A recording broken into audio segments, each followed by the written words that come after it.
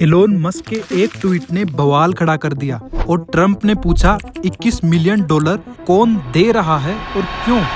And $21 million for voter turnout in India. Why are we caring about India turnout?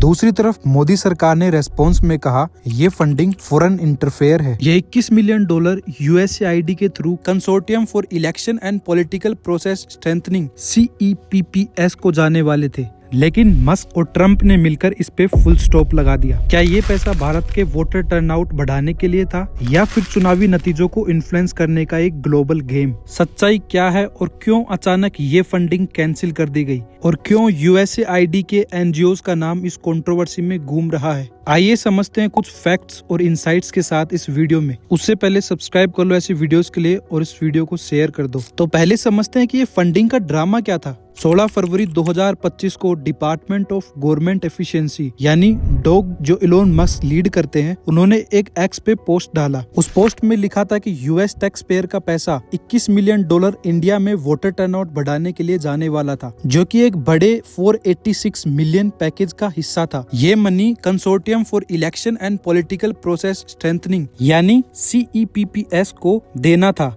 जिसके through फिर वो India में आता। लेकिन जैसे ही ये न्यूज आई, डॉग डिपार्टमेंट ने ये फंडिंग कैंसिल कर दी। अब ये कंसोर्टियम CEPPS क्या है?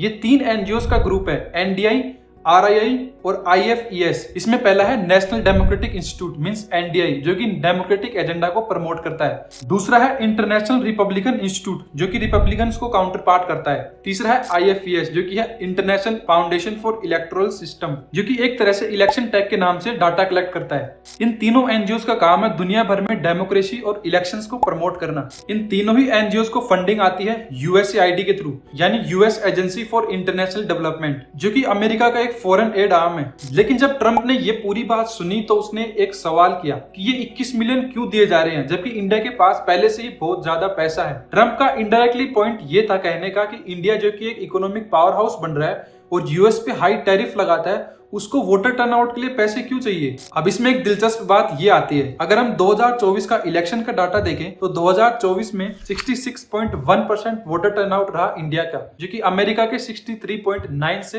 ज्यादा है। और दूसरी बात, इंडिया ने $16.3 बिलियन इन्वेस्ट किया अपने इलेक्शंस पे। तो ये 21 मिलियन डॉलर का फंड रियल में किस चीज के लिए था? अगर थोड़ी हिस्ट्री में चलें तो ये फंडिंग का आइडिया नया नहीं है। 2012 में जब SY Qureshi chief election commissioner थे, तब इलेक्शन कमीशन ऑफ इंडिया ने मेमोरेंडम ऑफ अंडरस्टैंडिंग साइन किया था IFES के साथ। ये MOU India international institute of democracy and election management के थ्रू किया गया था। ये MOU सिर्फ ट्रेनिंग और नॉलेज शेयर के लिए था। क्यूरेसी ने भी एक रेस्पॉन्स में जवाब दिया है कि जो 21 मिलियन डॉलर है, इससे उस MOU का कोई भी कनेक्शन नहीं है। उस MOU में ऐसा कुछ भी नहीं बोला गया था जिससे कि फंड ट्रांसफर किया जा सके या फंड दिया जा सके। लेकिन यहाँ अब एक ट्विस्ट आता है। IFES जो कि एक USAID से फंडेड है, कुछ एक्सपर्ट्स कहते हैं कि MOU के बाद ये फंडिंग चैनल बनना स्टार्ट हुए हैं। OP इंडिया के रिपोर्ट के मुताबिक CEPPS ने USAID से अब तक $2 बिलियन की इन्वेस्टमेंट ली है इलेक्शन रिलेटेड प्रोजेक्ट के लिए 140 देशों में। अब इंटरेस्टिंग फैक्ट ये भी है कि 2021 में वीना रेड्डी को इन सभी एनजीओस का इंडिया में हेड बनाया गया था, जो कि अब 2024 के इलेक्शंस के बाद वापस यूएस चली गई है। इसको देखकर बीजेपी MP महेश ने ये सवाल उठाया कि ये पैसा आखिर किसको दिया गया है?